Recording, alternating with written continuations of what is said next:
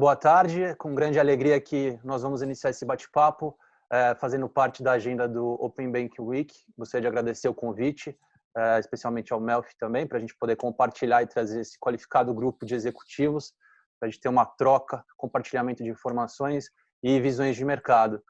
Tendo em vista a circunstância que a gente enfrenta, uma crise sem precedentes, acho que se faz mais necessário ainda a gente poder ter esse engajamento e atuarmos como rede, deixando aqueles velhos hábitos, né, de o concorrente é o meu inimigo, coisas do tipo. Então, hoje a gente presencia um mercado, uma realidade cada vez mais colaborativa. Então, queria agradecer a presença dos nossos amigos que daqui a pouquinho vão poder se apresentar, trazer um pouco do contexto das organizações que eles vêm liderando nessas transformações todas diversas. Antes de iniciar, eu queria explicar um pouco os chapéus que eu represento organizacionais. Então, eu estou aqui como Associação Brasileira Online to Offline, que é uma entidade setorial que reúne mais de 90 empresas, essencialmente da economia digital, que grande parte delas são marketplaces e plataformas que conectam usuário, consumidor a um produto ou serviço. Tem um outro pilar que é super representativo, que são fintechs e meios de pagamento. E, por último, fundos de investimento. Então, a gente acaba tendo um hub trabalhando fortemente em favor do desenvolvimento da economia digital. E o outro chapéu é o Instituto Startups, que é uma plataforma de conteúdo focada em inovação aberta. Quem quiser saber mais, a gente pode conversar, me procure nas redes sociais e a gente aprofunda nas conversas. Antes de, então, da gente iniciar o debate, queria trazer um pouco um contexto histórico que faz com que nós cheguemos nos dias atuais, para a gente poder, a partir daí, aprofundar com mais interação e uma troca mais profunda. Em 1965, a gente teve o relato, 69, desculpa, o relato do surgimento da internet no contexto bélico. Demorou-se aí cerca de 15 a 20 anos para 1995 ela passar a se tornar algo de acesso ao consumidor final. Isso revolucionou as formas de interação entre organizações e empresas, trouxe o consumidor, o indivíduo e o usuário para o protagonismo das relações mercadológicas, e isso começou a impactar drasticamente toda a forma de consumir e transacionar no mercado. Em 98, nós tivemos o surgimento da primeira fintech, o PayPal. Depois, em seguida, tivemos o contexto da bolha.com, o comércio eletrônico ganhando tração, muita especulação, fez parte desse início do seu desenvolvimento. Para depois, em 2007/2008, nós temos a entrada dos smartphones. Ali o conceito O2O, a integração do mundo físico e digital começou a se concretizar efetivamente com a mobilidade dos dispositivos móveis, né? Depois, em 2014, nós temos a entrada do Uber no Brasil, e começou-se a utilizar muito o conceito de Banking as a Platform, ou seja, um setor que era altamente regulado, fechado, uma concentração de grandes instituições financeiras dominando o market share, o mercado, passou-se então a contar com um órgão regulador favorecendo a competitividade com muita maturidade. Então, nós vemos hoje um setor que, de 2015 para cá, cresceu e se desenvolveu muito, passando por em torno de mais de 700 empresas nesse ano de 2020, mais de 700 fintechs, e começamos a observar muitas empresas que atuam em setores diversos da economia verificarem no setor financeiro uma oportunidade de se aproximar ao seu cliente, ao seu consumidor final, trazer mais facilidades e, com isso, fidelizá-lo ainda mais. Movimentos aí de super apps, diversos que a gente tem observado no mercado. Nesse contexto, então, eu queria aproveitar para passar a primeira pergunta e os nossos convidados também poderem se apresentar e explicar um pouquinho da sua atuação e a empresa.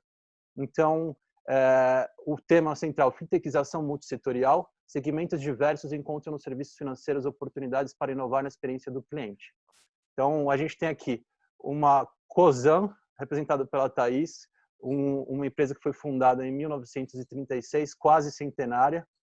Nós temos o Grupo Mongeral, do Marcos, que está desde 1835, então quase 200 anos de existência, e representando a nova economia, a qual também faço parte, Get Ninjas, que foi fundado em 2011, representado pela Sandia. Então, nesse contexto, eu queria trazer um pouco a realidade de cada uma de vocês. Cosan e Mongeral, então ambas, ou quase, ou mais de centenária. Como manter organizações centenárias relevantes em um contexto de intensa transformação? Então, podem se apresentar e trazer um pouquinho dessa visão, como as empresas de vocês têm acompanhado todos esses movimentos. Depois a gente vai para Get Ninjas. Ok. Obrigada, Marcos, pelo convite. É um prazer aqui estar com vocês nesse painel, junto com a Sandra e com o Marcos também. Falar um pouquinho, eu sou CCO da Payly. A Payly é a primeira fintech do Grupo Cosan. Nós criamos a Payly há 2 anos atrás, em 2018, muito com esse movimento que você acabou de mencionar. E essa pergunta é muito interessante porque eu acho que explica um pouco, ao responder, ela explica um pouco dessa cultura que a gente tem dentro do grupo. Então, a Cosan, apesar de ser uma empresa centenária, ela tem uma característica muito particular desde sempre, né? Desde que eu entrei no grupo, através da aquisição da rede dos postos ExxonMobil. Mas a gente tem uma forma muito ágil de identificar as oportunidades do negócio. E essas oportunidades de negócio que o grupo identifica, então quando a gente fala de inovação, eu diria que empreendedorismo, eu diria que são 2 características que realmente são muito presentes no grupo. Mas o mais importante é a forma ágil com que ela busca essas oportunidades, mas mais ainda a agilidade e empoderamento dos próprios executivos da linha de frente, né, do nível sênior de executivos da empresa. Então, a Cosan tem uma fórmula específica para gerar esses negócios, para procurar sinergias entre os negócios do grupo. Então, é dizer que não é só inovação pela inovação, né? São iniciativas que realmente fazem sentido para o ecossistema existente, para os nossos parceiros, clientes e fornecedores. Então, você pede alguns exemplos, né, para a gente dessa questão, né, essa constituição aí dessa constante proposta de valor que eu comentei. A gente teve, recentemente, foi divulgado, a gente começou a gerar energia, né, através da biomassa das usinas. Então, existia uma energia que não era utilizada através do bagaço da cana. Essa energia, quando a gente percebeu, a gente poderia fazer um processo de trading e obviamente, sustentar uma parte, né, do que hoje a gente sabe que falta infraestrutura de energia para o país. Então, hoje a gente está em franco processo de comercialização dessa energia que vem das usinas, do bagaço da cana. A gente também fez uma planta piloto conectada na Costa Pinto, que é a maior usina do grupo. É um conceito chamado geração distribuída, então é uma usina solar. Essa usina ela vai suprir em piloto, né, próximo da cidade lá de Piracicaba, 18 postos e clientes de B2B. O que a gente oferece de vantagem é um custo do kilowatt mais barato do que teria nas próprias concessionárias de energia, então acho que é uma frente muito inovadora. Tem tudo a ver com o propósito do grupo de focar em sustentabilidade, né, do nosso ecossistema. Então, a energia solar é uma fonte limpa, né? A criação também a própria questão da Payly. Então, o objetivo da Payly, além de aproximar, como você comentou, dos nossos clientes, tinha um propósito claro de otimizar custos financeiros do grupo, né? Não só pela simplificação de processos, né, mas também pela otimização das taxas, né, e produtos financeiros. E aí, mais 2, para terminar, a gente criou recentemente uma nova startup, que é a Trise, que busca fazer uma conexão entre caminhoneiros e fretes, e aí buscando um pouco de qualidade nas oportunidades de frete, né, e com isso reduzindo os custos do mesmo. E aí, te falar que a história do grupo de M&As e de JV são histórias de sucesso, né? Então, em 2000, como eu comentei, a gente teve a aquisição da rede da ExxonMobil no Brasil. Depois, em 2011, a gente fez a JV Raizen com a Shell, né? Então, metade de Cosan, metade Shell. Em 2015, a Rumo fez uma parceria, né? Uma fusão com a ALL. E, recentemente, a gente publicou, em 2019, uma JV entre a Shell Select e a Oxo, né? Para a gente, a Oxo é uma empresa mexicana de 18 mil lojas no Brasil e a gente vai apostar muito nesse ramo de loja de conveniência e de proximidade. Acho que esse é dar um pouquinho vamos dizer assim, da jornada da Cosan nessa área de estar sempre se modificando, sempre se renovando nesse contexto de intensa transformação. Obrigada. Legal, Thaís. Obrigado. A gente vai poder aprofundar mais um pouquinho aí ao longo das próximas perguntas também.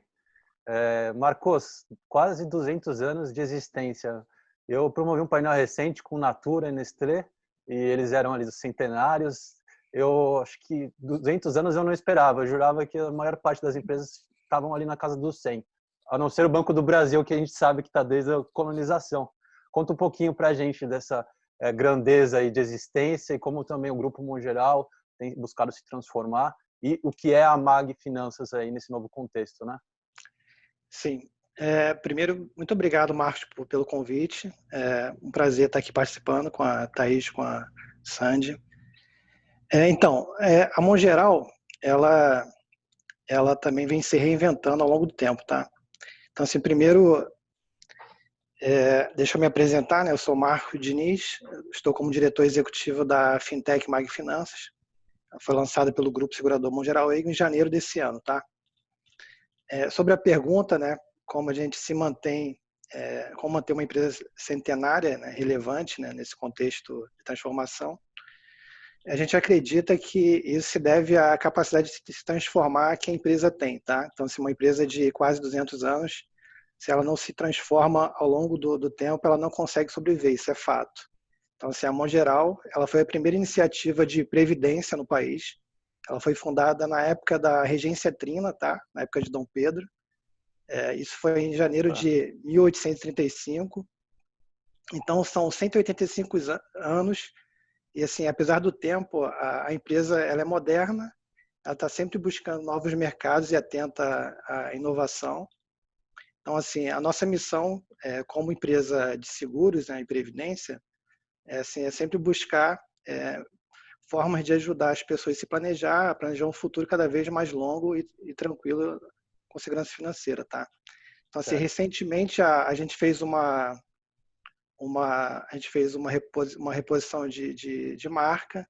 A Mongeral passou a se chamar Mongeral MAG Seguros. MAG vem das iniciais Mongeral Eigo Grupo, e hoje a gente tem um grupo formado por 6 empresas. Tem a MAG Seguros, MAG Investimentos, MAG Finanças, Fundo de Pensão, Gestão Previdenciária e Instituto de Longevidade. O Instituto de Longevidade é natural porque a gente trabalha com previdência, então é uma da nossa bandeira, que é olhar para o futuro, né? O brasileiro a população tem vivido cada vez mais, então, assim, como que a gente se antevém e consegue prever questão de poupança, como que a gente ajuda a sociedade a passar a se planejar melhor, né? Então, a gente criou esse estudo de longevidade, que faz uma série de estudos sobre longevidade e como poupar, como fazer poupança ao longo da vida. O nosso DNA é de inovação, Marcos, porque já em 2014 a gente recebeu um prêmio da CNSEG, um projeto de inovação, foi o prêmio de inovação da CNSEG. O projeto era de estratégia digital, um novo modelo de distribuição. Então, assim, para você ver, a gente está em 2020, em 2014 a gente já tinha plataforma de venda digital. Então, assim, isso está no nosso sangue, nosso DNA. Então, assim, a nossa mais recente empreitada, como você falou, eu estou aqui representando, na verdade, o grupo, mas eu respondo hoje pela MAG Finanças. A gente lançou essa fintech em janeiro, tá? A gente lançou ela muito focada, obviamente, no nosso aquário. Então, assim, primeiro público-alvo nosso foram os corretores. A gente tem um cadastro, uma base de 7 mil corretores autônomos. Muitos desses são exclusivos, trabalham só como geral, e outros são de mercado. Então, a gente trabalhou com os corretores para lançar uma conta digital para que eles recebam comissão e que a gente também agregue mais produtos e serviços para esses corretores também, porque eles também são seres humanos que precisam também ter a sua vida planejada e pensada. Então, eles trabalham para a população e a gente está apoiando eles também nesse planejamento financeiro deles. Então, assim, a MAG Finanças surgiu com essa intenção de olhar, obviamente, todo o nosso ecossistema. A gente tem uma base de 4 milhões de clientes. Então, assim, a gente está com um ambiente ainda muito de controle, né, com poucos clientes. A gente lançou em janeiro, abriu quase 2.000 contas em 24 horas. Então, hoje a gente parou em 2.000 porque a gente está testando, evoluindo o modelo, para que quando a gente abra, a gente tenha certeza que a gente vai prestar um bom serviço. A gente sabe que certeza absoluta a gente nunca vai ter, porque o mercado está em evolução, tem novas tecnologias, tem coisas surgindo. Então, é um fato que está sempre vivo, inovando e criando novas coisas. Então, assim, mas o cerne de uma startup, né? Você testar rápido e corrigir rápido. Então, é o que a gente vem fazendo ao longo desse tempo, de janeiro para cá. E a gente pretende agora, em junho ou julho, no máximo, lançar abrir mais umas 3, 4 mil contas de corretores, tá? E assim a gente vai evoluindo. Em relação ao cenário atual que você pergunta também aqui, né? A gente pode-se dizer que a gente é uma empresa hoje 100% digital, que a gente colocou em uma semana de quarentena 1.300 funcionários em home office. Isso foi muito rápido, então a gente estava praticamente preparado para isso, porque não é de hoje que a gente vem trabalhando o modelo digital. E a segunda semana a gente treinou 2.000 corretores, porque a gente tem uma universidade corporativa. Então a gente treinou na plataforma digital, porque dos 7.000 praticamente todos estavam já na plataforma digital. A gente teve que reforçar o treinamento. E uma coisa que a gente tem a falar em relação a essa pandemia é que a gente, obviamente, como todo o mercado, ficou muito preocupado, né, com o início dessa pandemia, com a economia, como que isso vai afetar o país, etc. Os empregos, muita gente está perdendo emprego. Então, assim, a gente, para nossa surpresa, a gente conseguiu manter as vendas, tá, em dia. Então, a gente está cumprindo a meta de venda, por incrível que pareça. E isso, obviamente, se deve à nossa plataforma digital, porque já estava bem madura, bem testada, bem refinada. E a gente conseguiu, em março, fazer a maior arrecadação da história da Mongeral, da Seguros, da Mag Seguros. Em abril, se manteve a arrecadação e conseguimos bater a meta de vendas, 100% da meta de vendas. Não foi 90%, foi 100% da meta de vendas batida. Então, assim, é uma coisa que nos surpreendeu bastante, mas o que acontece? Com essa pandemia, as pessoas passaram a se preocupar mais com a sua vida. Então, naturalmente, estão querendo se informar e buscar sobre seguro, como se garantir, como trazer proteção para si e para a família. Então, assim, seguro é uma coisa que, se a pessoa não for impactada, seguro de vida, se ela não está na primeira pauta de necessidade da pessoa, né? A primeira necessidade é alimentação, se vestir, transporte. Então, o seguro vem depois. Mas só que com essa pandemia, as pessoas passaram a olhar mais para seguro. Então, o corretor que antes fazia 2, 3 visitas por dia para fazer uma venda consultiva, hoje ele está conseguindo marcar, alguns corretores, 10 visitas via videoconferência. E as pessoas estão mais abertas a ouvir sobre o produto. Então, hoje, a gente está vendo que a coisa está mudando em relação à cultura de seguro e a gente acha que a sociedade vai passar por um momento assim, difícil, né, em função da pandemia, mas certamente o pior momento nessa história em relação a risco de morte, né, que é iminente, mas a gente vai tirar muitas aprendizagens dessa crise e a gente acredita que a gente vai sair mais forte e uma sociedade também mais educada financeiramente, mais preocupada com o seu futuro e com seus entes queridos, porque a gente tem que pensar que a gente não vai estar aqui para a vida toda, isso é fato, né? Então, assim, essa pandemia de fato trouxe esse aspecto, né? E assim, não que a gente esteja gostando disso, obviamente não, mas a nossa missão aqui como seguradora é educar as pessoas, educar a população em relação ao seu futuro, seu amanhã e fazer seu planejamento financeiro. Então, é esse que eu tenho a falar nesse momento, Marcos. Não sei se eu respondi aí sua pergunta. Com certeza. Obrigado aí pela explanação de vocês. A gente tem os exemplos clássicos aí de Kodak, Blockbuster, Nokia, que eram grandes corporações com uma penetração fortíssima no mercado e não conseguiram acompanhar essas mudanças, estavam acomodadas ali, né, com os bons números e resultados e acabaram sendo engolidos. O mercado não perdoa. E agora a gente tem uma ótica que também muito me entusiasma, que é as nativas digitais. Não devido ao tempo de existência, não implica em ter poucos desafios a serem enfrentados.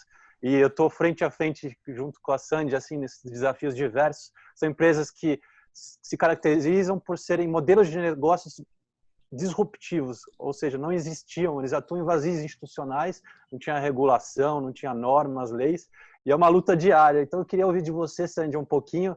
A Get Ninjas nem todo mundo conhece, apesar de já ter uma penetração fortíssima, com mais de milhões aí de serviços prestados anualmente. Conta um pouquinho da atuação, modelo de negócio e como vocês enfrentam essa questão de ser disruptores, não serem tradicionais, quais as barreiras, e como vocês também têm atuado lado a lado com corporações tradicionais. Eu já vi anúncio de várias parcerias com grandes redes varejistas. Como que vocês têm lidado culturalmente para conseguir abrir essas frentes, que eu acho que é um trabalho com muito êxito. E no quesito de pandemia, dessa crise, eu sei que vocês servem como fonte de renda para muitas pessoas que estão perdendo emprego e vocês estão com umas iniciativas do lado social muito forte. Então, fique à vontade para trazer isso também, Sandia. Ótimo. Obrigada, Marcos. Obrigada, pessoal. Eu cuido da área de novos negócios no Get Ninjas e parcerias, mas também de comunicação. Para quem não conhece, o Get Ninjas é a maior plataforma para contratação de serviços no Brasil e na América Latina. A gente tem hoje cadastrado mais de 1.500.000 profissionais e a gente gera por mês aí mais de 300 mil solicitações de serviços.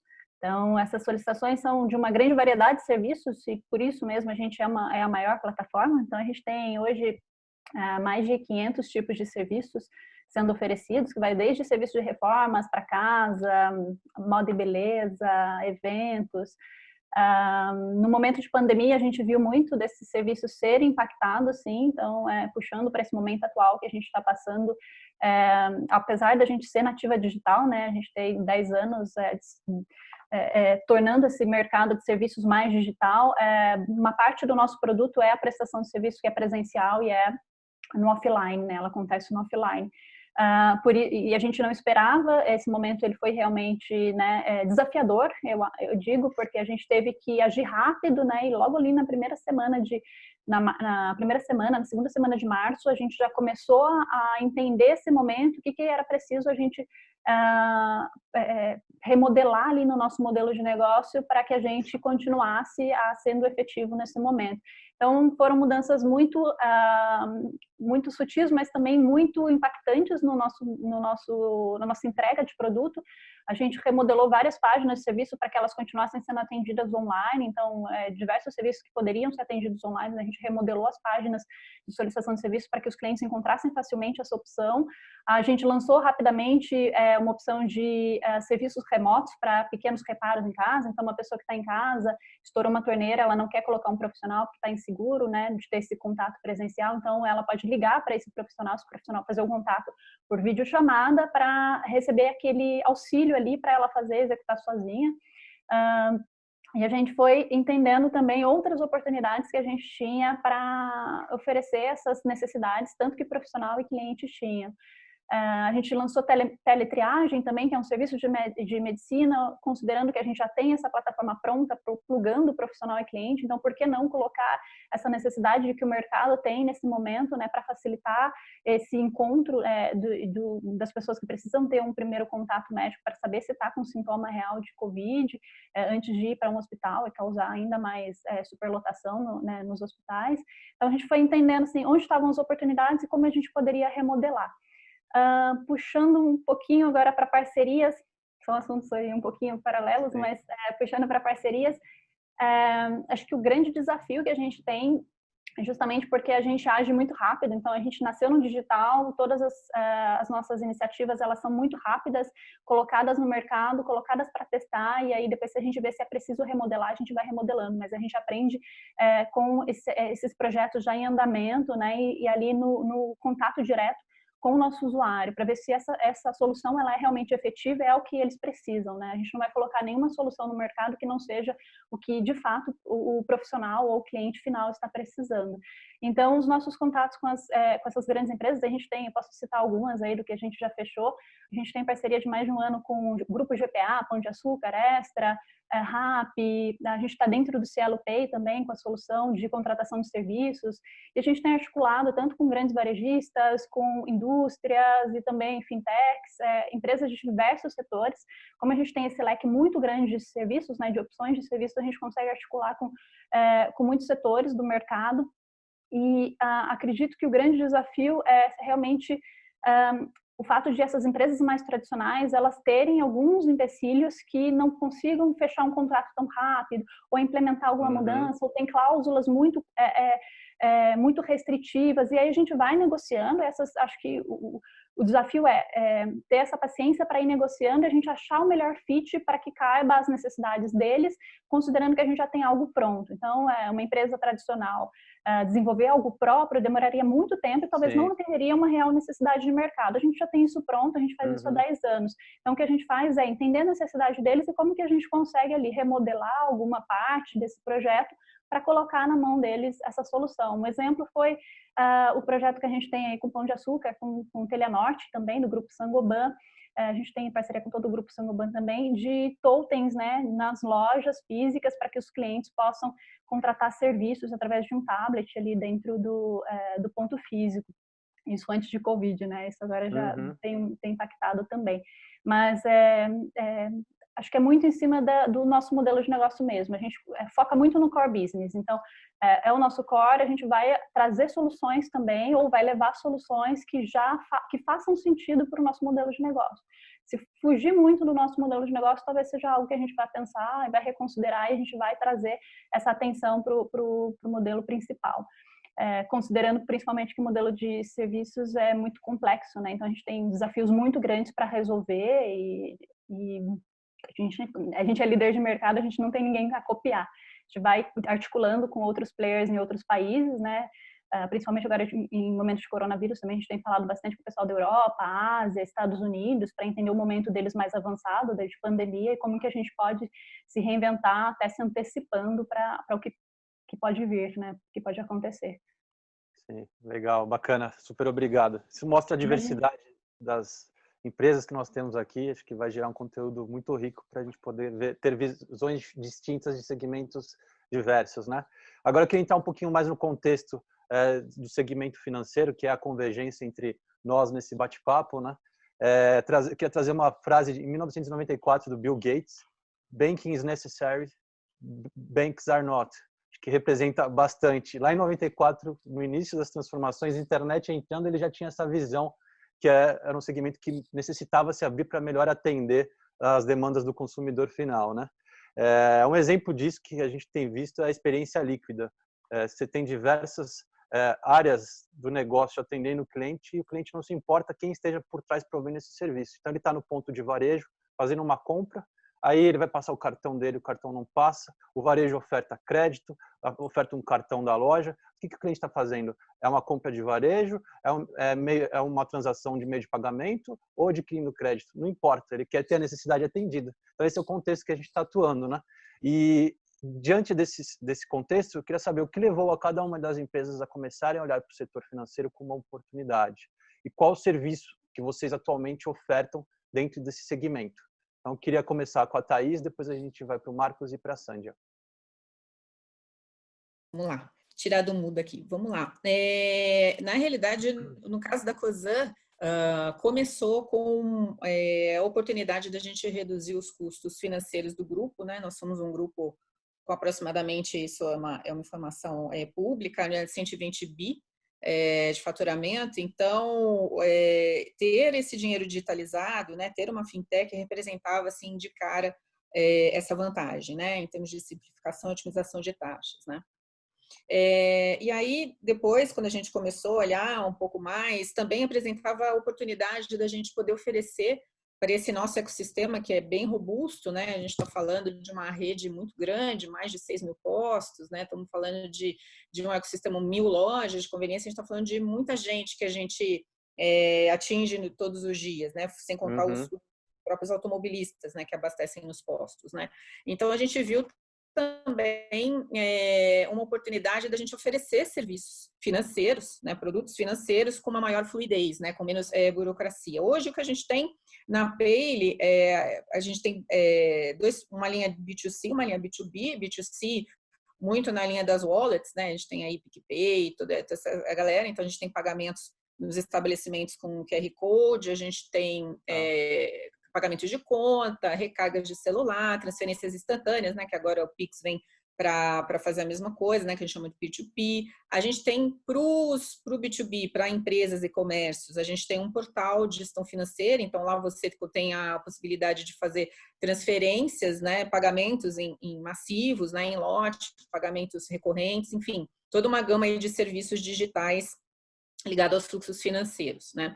E o que a gente vê, quer dizer, por que a gente fez isso? A gente acredita, isso é um lema nosso, que esse acesso, né, ao dinheiro, ele é um direito de todos, né? Essa desburocratização para que esse acesso aconteça, né, nos mais diversos níveis e setores e classes sociais, na realidade o nosso propósito, né? É o que a gente busca, né? Então, basicamente é isso. Acho que agora como assim, aí você pergunta como é que estão esses resultados. A gente, na realidade, se surpreendeu porque a gente tinha uma ideia no primeiro ano de efetivamente aprender muito com isso, mas a gente teve um crescimento muito acelerado, né? A gente chegou no primeiro ano de vida a mais de 1.200.000 downloads, né?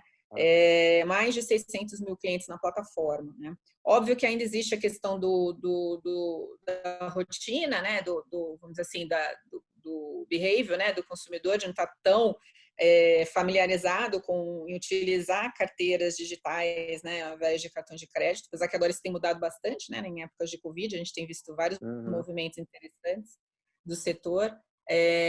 Mas a gente foi uma grata surpresa, a gente teve um crescimento muito acelerado. Agora, nesse ano, a gente tem efetivamente um propósito de buscar essas sinergias dentro do grupo, então a gente tem feito projetos muito interessantes dentro do Grupo Cosan, e o que a gente acredita para o futuro é que a gente vai ser um B2B2C, ou seja, a gente realmente acredita que através das nossas parcerias com empresas e com o nosso ecossistema, a gente consegue também atingir os consumidores como um todo, né? Então, é isso. Legal, obrigado. Marcos?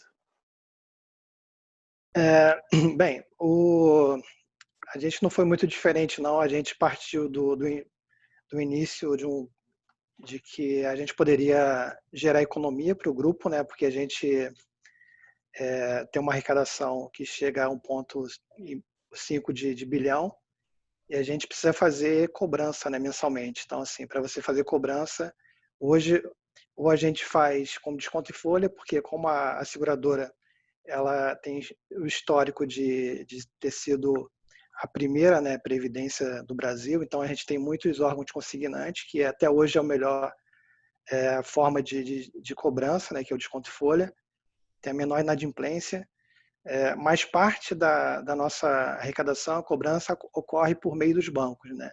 E os bancos têm cada vez mais aumentado o custo, né, dessa cobrança. Até porque muitos nos veem também como concorrente, porque muitos deles têm seguradora. Então, assim, a gente partiu desse princípio de ter nosso próprio meio de cobrança, né? A gente vislumbrou Open Bank, Pix, isso a gente já estava olhando lá atrás, desde da Lei 12.865, né, que é de arranjo de pagamento. Então, na verdade, esse projeto nosso a gente tem desde do advento da lei, que foi finalzinho de 2013. Em 2014 a gente já estava debruçado, olhando meios de pagamento. Na época não foi priorizado, porque tinha outras prioridades. E acabou que a gente viu que o caminho que ele ia seguir era realmente virar um meio financeiro. A gente olhou para as cooperativas de crédito, que começaram também da mesma forma, fazendo apenas uma operação de crédito. Hoje você vê uma cooperativa, ela faz praticamente todas as operações que um banco faz, não tem praticamente diferença nenhuma. E a gente, desde o início, estava muito bem assessorado, a gente sabia onde ia chegar isso, só que isso ficou muito mais forte no ano passado, né, quando a gente viu que saiu portabilidade de salário para conta de pagamento, e a gente viu que o negócio estava crescendo e a gente decidiu, a gente não pode ficar de fora disso, porque isso vai complementar os nossos serviços, porque hoje a gente já faz o serviço que é financeiro, né? A gente é gerador de poupança, então, na verdade, uma seguradora, ela é muito semelhante a banco, ela tem coisas de reserva de capital mínimo, enfim, é um serviço financeiro, não deixa de ser um serviço financeiro, e a gente viu que era uma grande necessidade a gente ter o nosso próprio meio de cobrança, que isso ia dar um alívio para a gente em relação a essa estratégia e não ficar tanto dependente dos bancos. Então, assim, no primeiro momento foi isso, mas, assim, obviamente a gente entende que é um investimento que não é baixo, então a gente não pode pensar somente no nosso aquário e eu acho que é uma coisa natural de depois a gente pensar em sair do aquário, mas tem muito ainda o que fazer dentro do aquário. Então, é uma evolução constante. Então, assim, a gente tem que fazer muito bem primeiro dentro de casa para depois pensar em botar o pé na rua, né? Vamos dizer assim. Então, assim, exatamente, é uma jornada. Então, assim, dentro da seguradora, a gente já tem bastante produtos financeiros, tá? Vou citar aqui rapidamente. O seguro de vida, ele cobre os 3 principais riscos que o ser humano ele está exposto, que é o risco de morte, risco de invalidez e risco de sobrevivência. Morte porque ele pode vir a morrer e deixar dependente. Invalidez porque ele pode perder a capacidade dele laboral de gerar renda. E sobrevivência porque ele pode viver mais do que ele pretendia ou esperava e acabou a poupança dele, o dinheiro dele para o sustento. E recentemente a gente lançou um novo pilar de seguro, que é o bem-estar. Então, se ele não é um plano de saúde, o pilar bem-estar é um seguro de vida com cobertura para eventos. E aí, quando a gente fala eventos, a gente tem nesse produto que a gente cobre doença como câncer, doenças graves, transplante, diária de incapacidade hospitalar, internação hospitalar, cirurgias. E mais voltado para a Mag Finanças, Marco, no quesito ali de conta digital, esse movimento mais recente. Então, aí por que eu estou te falando tudo isso? Porque a Mag Finanças ela é uma plataforma hoje que a gente está oferecendo conta de pagamento, porém a gente vai integrar nessa plataforma outros serviços, porque a gente entende que é um canal de transitar conta de pagamento, né, que é uma coisa que as pessoas necessitam do dia a dia. Então, hoje tem muita gente que não tem ainda conta, a gente pode olhar e tem 40 milhões de pessoas no Brasil. Então, assim, a tendência é que boa parte dos serviços que são hoje ofertados pelo grupo, que a gente transite também na plataforma digital da Mag Finanças, tá? Então, assim, então vai ser uma plataforma aberta, então a gente não vai parar só em meio de pagamento, a gente vai vir com crédito, está para dar entrada numa sociedade de crédito, Banco Central, então a gente quer ofertar crédito, investimento, seguros, tudo numa mesma plataforma aberta. Então, assim, ela complementa a estratégia do grupo Mongeral Avon, a Mag Finanças. Essa Legal. é a ideia. Bacana, obrigado. Sandra, como que vocês viram, então, se tornar uma oportunidade em ter um braço mais direcionado para o setor financeiro e trazer uma facilidade para os prestadores de serviço, para o cliente final? Como que foi esse movimento aí para vocês? Tá sem áudio. Agora percebi. Oi. O que a gente tem de oferta no mercado hoje é uma maquininha, né, que a gente chama de maquininja para os profissionais. Com base em estudos, a gente faz muito estudo junto com a nossa base para entender necessidades deles. Então, a gente identificou que uma parte da nossa base não tinha acesso a essas maquininhas, ou tinha acesso, mas não estava feliz com o serviço que era prestado. Então, a gente foi estudar no mercado qual seria uma boa opção com taxas, né, acessíveis. Né? Então, o que a gente fez basicamente foi entender a necessidade deles e articular com toda a nossa força, né, nosso poder de articulação com o mercado, com essas grandes financeiras, onde a gente conseguiria a melhor oferta para trazer para eles de forma mais acessível. E com essa maquininha a gente fez uma negociação onde eles conseguem ter acesso a essa maquininha que tem a nossa marca, né? Então ela é oferecida como uma marca Get Ninjas, e além disso ele também tem toda a transação sincronizada dentro do aplicativo. Então o profissional que está cadastrado no Get Ninjas, dentro do aplicativo dele, ele já consegue fazer a gestão dos pagamentos. Isso facilita muito para ele. Do ponto de vista do Get Ninjas, também foi uma iniciativa muito bacana, porque hoje, no nosso modelo de negócio, a gente pluga, né, os dois lados, coloca em contato com o profissional e o cliente, a gente usa muito do nosso esforço de tecnologia para oferecer soluções que aprimorem esse contato direto entre profissional e cliente para que ele se torne mais rápido, fácil, né, ágil e seguro também. Mas o contato direto entre profissional e cliente é feito através de um WhatsApp ou uma ligação telefônica, onde eles negociam diretamente entre eles o serviço e decidem questão de preço e até mesmo pagamento. Então, até antes da maquininha era tudo feito diretamente entre eles. Então, o que a maquininha traz para a gente diferencial também, agregando ao nosso modelo de negócio, é a gente começar a transacionar, né, diretamente esses pagamentos que são efetuados no ponto entre profissional e cliente ali no atendimento do serviço. Isso dá mais inteligência, isso também dá mais dados para a gente continue remodelando o nosso modelo de negócio e melhorando a experiência que a gente oferece para os dois lados. Então, até então é isso que a gente tem estudado aí outros modelos, mas nada ainda definitivo, nada fechado. Acho que o Covid também ele vem, né, como uma oportunidade para a gente entender que meios digitais eles são uma tendência, né? Então a gente tem olhado bastante para isso, tem conversado com vários players do mercado para ver onde está a melhor necessidade para a gente, a melhor oportunidade. Que bacana. E que ano que foi lançada a maquininha?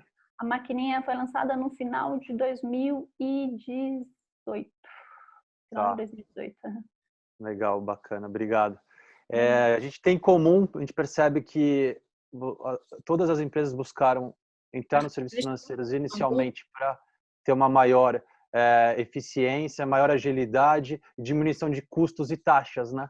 A gente percebe que o sistema tradicional acabou se descuidando em não conseguir reter e ofertar um serviço à altura do que vocês esperavam, até o ponto que vocês falam, putz, vamos se jogar então nesse novo segmento, inovar para nós e depois inovar para o consumidor final, né? Um movimento bem interessante, comum entre vocês três, né?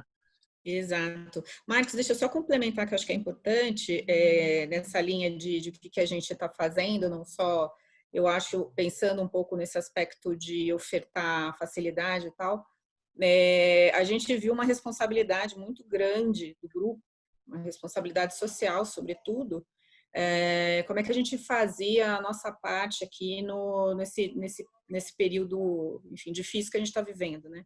Uhum. E aí o grupo usou a Payly, isso acho que foi muito legal, apostou que a gente pudesse criar uma plataforma de doação usando recursos do próprio grupo para ajudar, né? Então a gente fez uma primeira parceria com a Comunitas, que todo mundo conhece, né? É super conhecida, fundada lá pela doutora Ruth, e aí a gente ajuda hoje mais de 20 mil crianças que não conseguem comer porque as escolas estão fechadas, e a gente consegue ter doações também dentro do próprio grupo, das empresas parceiras, para alimentar essas crianças, né? Então, acho tudo via a plataforma da Payly.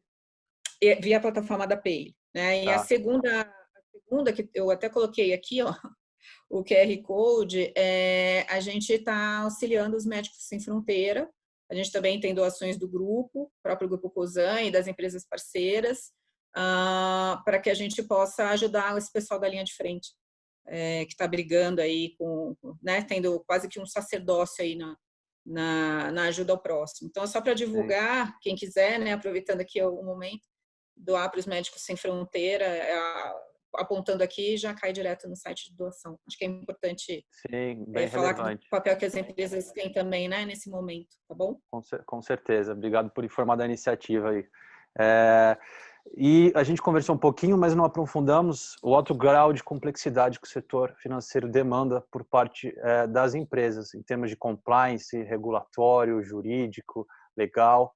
Eu queria entender de vocês como foi o desafio que vocês enfrentaram em termos de operação para poder se jogar e ter uma entrega de excelência tanto interna quanto externamente, né? Como que foi isso para vocês? Precisou estruturar uma nova área, novos contratados? Como que foi esse processo? Quer começar, Thaís? Quer falar, Marcos? Tá bom. Na realidade, no nosso caso, né, foi tudo muito rápido por a gente ter um dos sócios, né, que é 25% da Payly.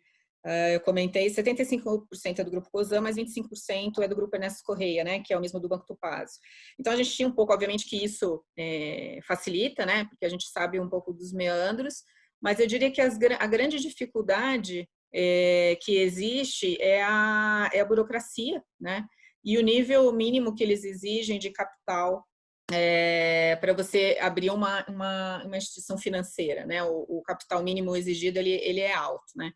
Mas a gente tem visto com bons olhos, assim. Eu vejo que a gente até teve essa facilidade, digamos assim, para poder atuar no mundo de fintech, né? De instituição de pagamento. Mas a gente vê agora que as coisas têm mudado, né? Então, com essa própria regulamentação, né? Essa normativa do Bacen, né? 4656, a gente vê novas instituições se formando aí, né? Então, sociedade de crédito direto, as próprias sociedades de empréstimo entre pessoas e as empresas simples de crédito, né? Que são as siglas, né? As SCDs, as CEPs e as ESCs, né? Então, com isso, você exige um capital mínimo menor, né? Um capital social hoje da ordem de 1 milhão, né? Quando a gente fala de CEP, de SCD, né? Ou de uma CEP, que na realidade quando você olhava antigamente, era na casa de milhares de reais. Então, acho que isso já dá um bom indício do que o Banco Central vê com maior competitividade no setor financeiro. E aí eu queria agregar que o que corrobora com tudo isso, né, que eu vejo que, apesar de ainda ser um mercado muito engessado, o Banco Central está com esse olhar, né, o próprio Pix, o Open Banking, é que saiu uma reportagem na semana passada, o Sebrae fez uma pesquisa, agora em tempos de Covid, a Fundação Getúlio Vargas é que fez essa pesquisa, mostrou que no período de 7 de abril a 5 de maio, cresceu 8% o número de empresários que buscaram crédito. E, infelizmente, só 14% das pequenas empresas conseguiram acesso a esse crédito, né? Então, tiveram mais de 58% dos negócios que pediram os acessos foram negados. Então, eu acho que sim, tem que fazer esse movimento para que a gente possa fazer chegar, né, através das instituições de pagamento, das fintechs, né, em parceria com outras empresas financeiras, fazer com que esse crédito realmente chegue na ponta. Que isso hoje está muito na mão dos grandes bancos e a gente vê que a burocracia pede que esse acesso seja democratizado, né? Situação de urgência, né? Acho que nas primeiras semanas de quarentena já foi mais de 600 mil PMEs que fecharam as portas. Esse número já deve ter se atualizado, infelizmente. Então, eu acho que realmente tem que ter uma união entre governo, né, esse ecossistema de inovação, startups, grandes corporações, para a gente fazer isso chegar na ponta de uma maneira mais ágil, né? Bom exemplo trazido. Marcos, como que você vê? Acho que vocês já tinham um lado legal, jurídico um pouco forte, por já estarem em outro braço do setor financeiro, mas como adaptação como instituição ali com conta banca digital, como que foi esse movimento para vocês? Você tem razão, Marcos, porque a seguradora ela já está no mercado regulado, né? Que é a SUSEP. Então, assim, é muito parecida a norma de uma seguradora com de um banco e para a instituição de pagamento não é muito diferente, tá? Ela guardada a proporção, como a Thaís falou, o exercício de capital é menor, mas ela tem todo um arcabouço, né, de governança ali, que a gente tem que ter auditoria, tem que ter compliance, tem que ter política de prevenção à lavagem de dinheiro. Então, assim, para a gente, na verdade, está muito no início, né? A gente está estruturando áreas ainda. A norma do Banco Central, ela permite que você trabalhe no sentido de grupo econômico. Então, assim, muitas áreas que são da seguradora são comuns para atender a gestão de pagamento, porque a gente ainda não tem o volume financeiro para ser uma autorizada. A gente não chegou a 500 milhões de reais. Então, assim, embora a gente esteja dentro da norma, dentro da regra, a gente ainda não é uma autorizada. Então, assim, mas a gente está com estrutura de governança, de compliance, de auditoria e todos os processos sendo construídos da melhor forma possível dentro de melhores práticas. Mas, de fato, assim, para a gente não é uma coisa nova, tá? A gente tem área jurídica lá, que a gente já construiu uma seguradora do zero. A gente tem a Cicobi lá como sócia nossa. Então, a gente construiu uma seguradora do zero, toda a documentação, toda a parte normativa, a gente já passou por isso. Então, assim, está sendo relativamente tranquilo porque a gente tem esse amparato da seguradora. Mas, colaborando aí com a Thaís, que ela falou, realmente é um movimento que o Banco Central vem fazendo muito, muito bem feito, na minha opinião. Sim. Vem incentivando as novas entrantes. Os bancos, normalmente, se retraem em crises, eles têm o dinheiro em caixa, mas não tira de caixa, então assim, eles fazem reserva. Então assim, o banco quer emprestar para quem precisa e obviamente mais consegue pagar, então ele não quer correr risco. Eu não estou falando que as fintechs vão correr risco extremo, mas eu acho que tem que ver um pouco o lado social, a gente tem que equilibrar melhor essa balança. Então acho que as fintechs estão aí para isso, para aumentar a concorrência, para fazer com que esse serviço seja melhor prestado na ponta e chegue para quem de fato precisa. Então eu acho que a gente está no caminho certo. A gente tem a preocupação como que vai ser esse Open Bank implementação, mas a gente acredita muito no trabalho do Banco Central, que ele vai fazer essa implementação da melhor forma possível, que beneficie a sociedade como um todo e o país para crescer cada vez mais. Acho que é por aí. Estimule a competitividade de uma maneira aberta e transparente, né? O que mais precisa. E acho que vale enaltecer mesmo o trabalho do Banco Central, ele tem apresentado uma maturidade muito grande nessas discussões e audiências públicas. O que foi desenvolvido pelo Banco Central nos últimos 3, 4 anos equivalem aos 20 anos anteriores, por conta dessas transformações todas. Então, você vê o próprio regulador num movimento intenso e sólido, né? Isso é muito positivo. Sandra, comenta um pouquinho para vocês como foi essa jornada para entrar nesse segmento, como tem sido, né? Do nosso lado, a gente simplificou o máximo possível. Então, a gente fez uma parceria com o C6 Bank, com a PayGo, e a gente terceirizou a produção da maquininha e a oferta da maquininha em parceria com a PayGo. Então, todos os processos já estavam alinhados com eles, essa parte também totalmente alinhada. Muito dentro White label, né? White label e dentro da nossa estratégia. Nosso foco, nosso core business é a prestação do serviço. Então, vamos focar nossos esforços, nossos times de produto nisso. É claro que a gente teve que dedicar um time de produto para olhar, né, para esse desenvolvimento e até acompanhar essa experiência, se essa experiência estava sendo a esperada, né, para o profissional ali dentro do aplicativo. A gente foi fazendo aprimoramentos, mas facilitou muito usar o white label. Então, no nosso caso, foi bem mais simples, porque a gente terceirizou isso. Tá, e aí não perdeu o foco do core de vocês e levou uma oferta, facilidade para as pontas e inteligência para o negócio ao mesmo tempo de vocês, né? Exatamente. Tudo interligado, a gente fazendo a transação do nosso lado, então a gente transacionando e tendo essas informações, esses dados, né, para a gente aprimorar a experiência deles, mas toda a complexidade do lado do parceiro. Sim, com certeza. A gente está inserido num evento que chama Open Banking Week. O Open Banking representa essa visão de plataforma aberta, marketplace, você pluga APIs, parceiros, e a oferta como um todo acaba ficando de uma maneira mais rica e fluida para todos os stakeholders, né? Queria, de repente, que vocês demonstrem exemplos como a organização de vocês tem atuado nesse front, se não só no setor financeiro, como que vocês têm buscado agregar com esse pensamento, né, de Open Banking e plataforma. Se tiverem alguns exemplos que possam trazer. Eu posso Quer começar? trazer. Vai, bora. Tá bom.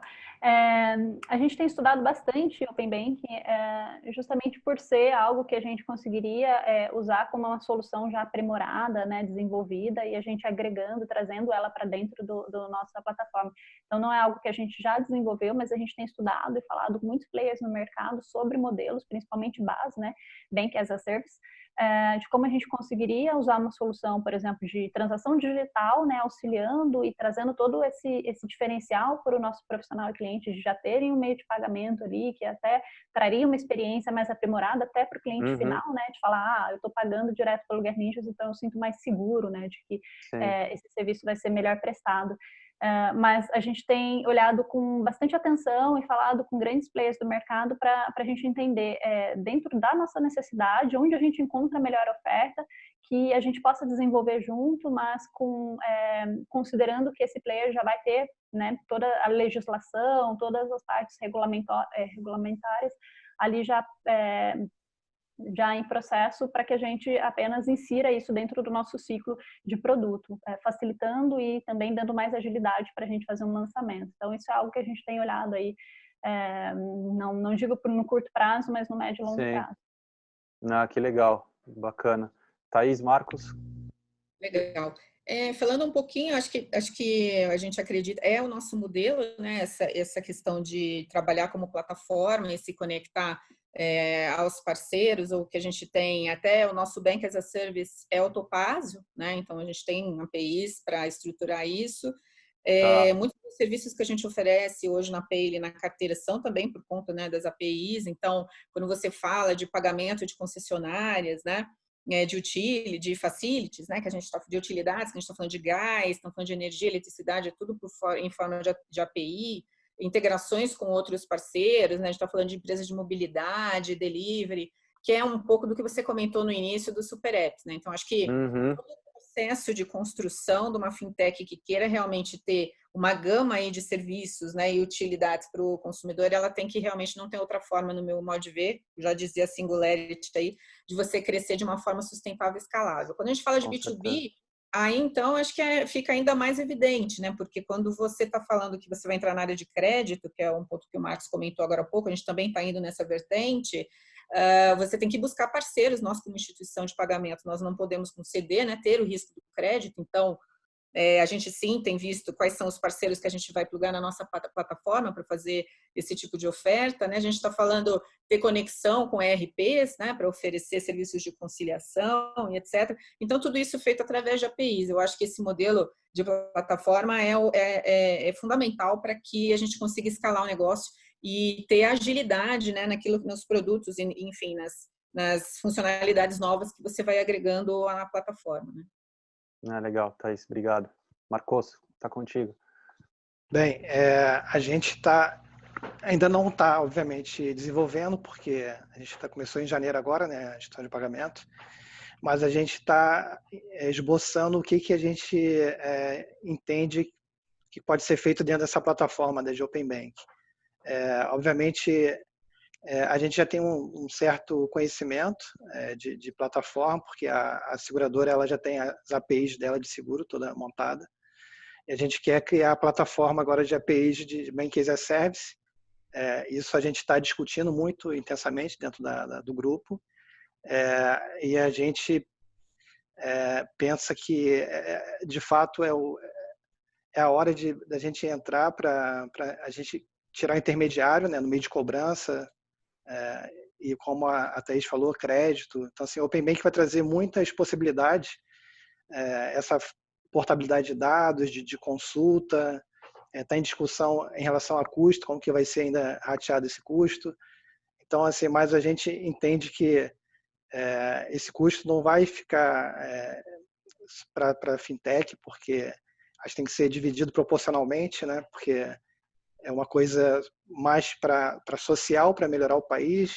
Então, assim, tem que melhorar a concorrência, melhorar serviço. E, assim, a gente está muito ansioso que chegue, né? Tem as fases aí de implementação. E vai ser um mundo novo, Marcos. Assim, que a gente vê que vai ser um salto que o país vai dar em relação a meios de serviço financeiro, meio de pagamento. A gente está vendo que se hoje tivesse o pagamento instantâneo em relação à Covid, né, a gente ia ter menos moeda circulando, risco menor de contágio. Então, assim, o bom que o Banco Central manteve a agenda dele, né, você vê que estão com a mesma pegada, independente do Covid. Então, assim, estão acelerando para conseguir implementar, porque sabe que isso vai trazer um grande ganho para o país. E eu tenho certeza que a gente vai navegar muito bem nesse ambiente também. Uma pergunta bem direta, Marcos, para você. Esse novo braço, a Mag Finanças, essas novas ofertas que vocês trouxeram desde janeiro para cá, vocês estão produzindo toda essa estrutura in-house ou vocês estão com parceiros white labels junto para não desviar tanto o foco do core de vocês e trazer uma oferta com mais agilidade? A gente começou como white label para lançar, para ter velocidade para testar também, para ver se teria aderência ou não. Isso é normal, acho que para começo. Mas a gente está já comprando o core de um aplicativo nativo, tanto para iOS quanto para Android. Então, para a gente fazer as mudanças que a gente deseja fazer, a gente tem que ter a tecnologia na mão. Então, assim, para a largada, de fato, foi um white label. E ele é muito engessado, a gente não consegue fazer grandes mudanças, né? Que é um negócio também do parceiro, é fato. Então, a gente vai... À medida que o tempo for passando, a gente vai trazer para dentro de casa essa inteligência, porque a gente tem uma área de tecnologia muito, muito bem estruturada, que a gente vai conseguir agregar e tocar esses projetos. Embora seja uma operação apartada, a gente tem todo o apoio do grupo econômico. Legal, bacana. Gente, a gente está chegando no fim do nosso bate-papo. Eu queria emendar essa última pergunta junto com as considerações finais de vocês também. Então, tentar um pitch ali de 1 minuto para a gente poder, então, encerrar. Muitas dessas ofertas, como a gente bem discutiu aqui, surgiram por uma necessidade de serviços mal prestados ou aumento de eficiência e melhores taxas para a sua operação. E com o desenvolver das atividades financeiras, muitas empresas têm tornado isso também um core do negócio. Ou seja, viram tantas oportunidades e passou a ser uma unidade de relevância do grupo ou qualquer que seja a estrutura organizacional. Então, eu queria entender esse atual momento de maturidade e se vocês vislumbram isso poder se tornar também algo do core. A gente tem exemplos aí como o Mercado Pago, o MobilePay, que iniciou-se para atender uma dor pequena, entre aspas, e passou a ser parte da oferta do core. O Mercado Livre hoje, o Mercado Pago transaciona mais fora do Mercado Livre do que dentro. Então, isso espelha bem. Queria, então, a visão de vocês do setor financeiro para o seu negócio, nesse sentido, e a consideração final também. Quem quer começar? Eu posso começar. Eu acho que a gente tem vários exemplos. Você mencionou aí quando a gente olha grandes varejistas, né? A gente está falando de Magalu, a gente está falando de Via Varejo com o Banqui, né? A B2W com a AME. No fundo, quando a gente fala, eles são produtos, né? A gente fala de produtos onde o consumidor, aquela classe C e D, compra muito aquele famoso carnê, né, que tinha na Casas Bahia, tinha que ir até a loja fisicamente para poder quitar o carnê. Eu acho que tudo isso, essa digitalização, essa transformação digital do dinheiro foi magnífico, facilitou demais, né? Eu acho que esse foco de como é que você dá acesso para as classes C e D, né, a esse dinheiro digital e permite com que essa compra, esse poder de compra deles torne-se cada vez mais fluido, isso acho que é fantástico, né? E sem contar que, quando você olha, no caso nosso, né, do Grupo Cosan, o nosso ecossistema, como eu comentei com vocês, ele é muito grande, então você tem uma capacidade de poder influenciar e olhar que produtos, que mais que a gente pode estar fazendo para que essa jornada do consumidor seja facilitada, desde um processo de pagamento de combustível. Então, o Marcos falou muito dessa questão de manusear um pouco dinheiro, né, em épocas de Covid. Então,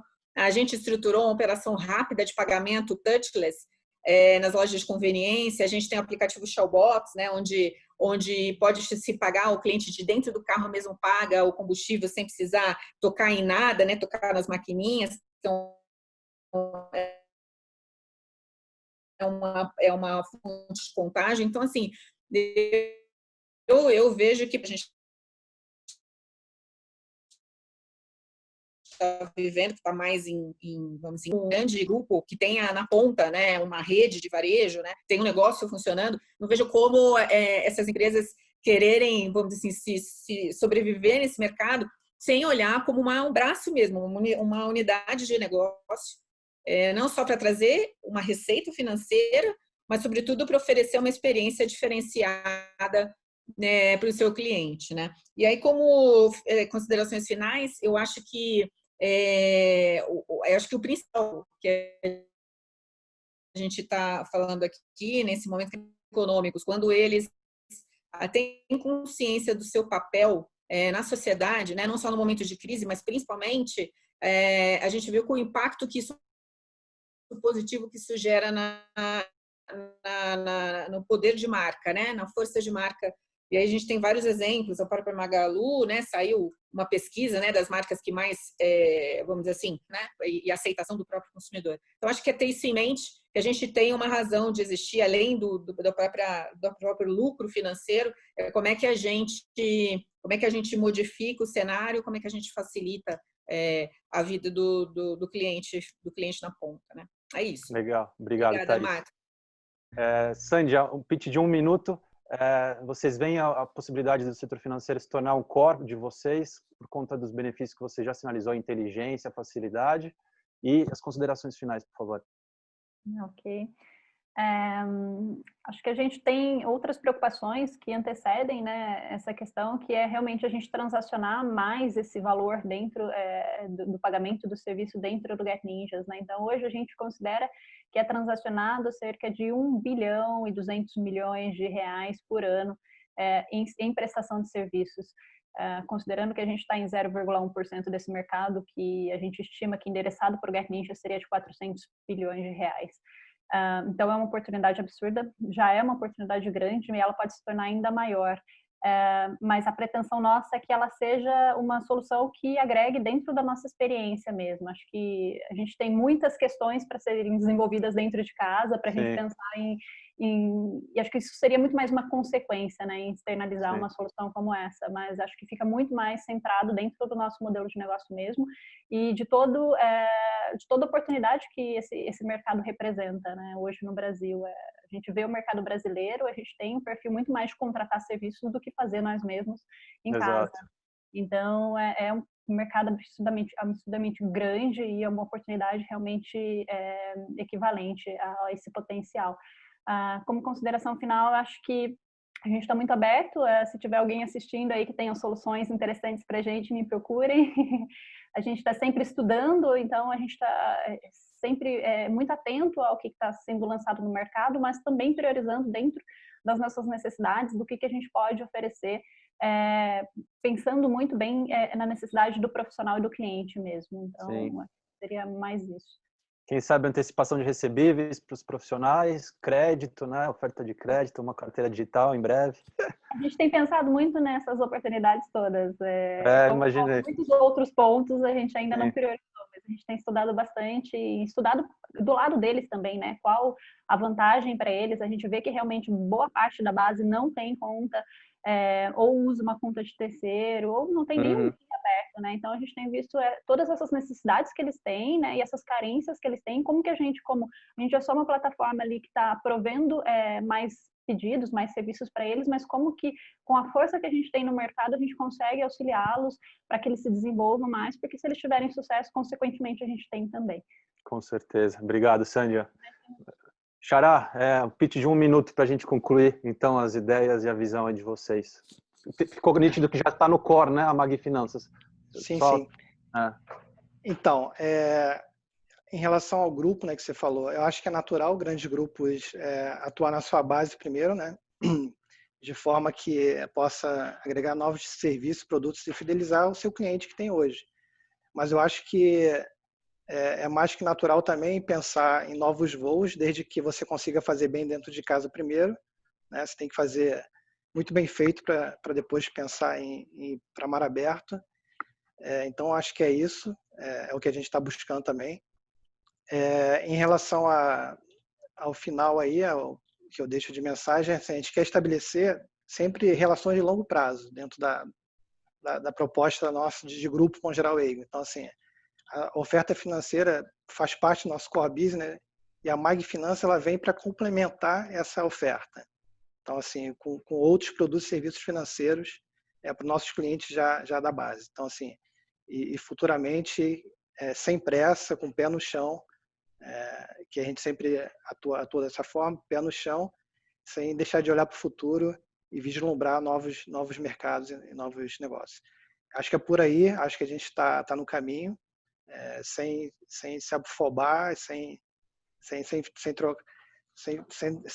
deixar de tirar o pé no chão, porque a gente tem que continuar com a cabeça no lugar e fazer as coisas da melhor forma possível para entregar um serviço de qualidade para o nosso cliente. Então, assim, é isso que a gente vê, entregar o que ele precisa de fato, né? Como que a gente consegue atingir utilizando Big Data, utilizando dados, e acho que o Open Bank vai nos ajudar muito nisso, em relação a dados, fazer estudo, para você atingir de fato o que o cliente precisa.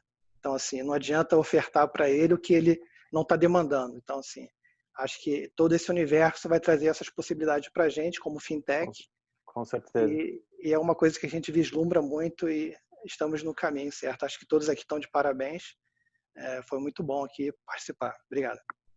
Fantástico. Acho que a gente cumpriu com o nosso objetivo principal, nosso propósito, que era trazer uma visão de outros segmentos sobre esse movimento de fintechização e trazer uma diversidade maior para o evento. Acho que gratidão pelo tempo de vocês, pela colaboração e engajamento. E longe de esgotar o tema, a gente sabe que essas transformações são intensas e diárias. Espero podermos estar juntos em breve novamente para ter essa rica troca. Então, gratidão e até o próximo, pessoal. Obrigado. Obrigado. Tchau, tchau.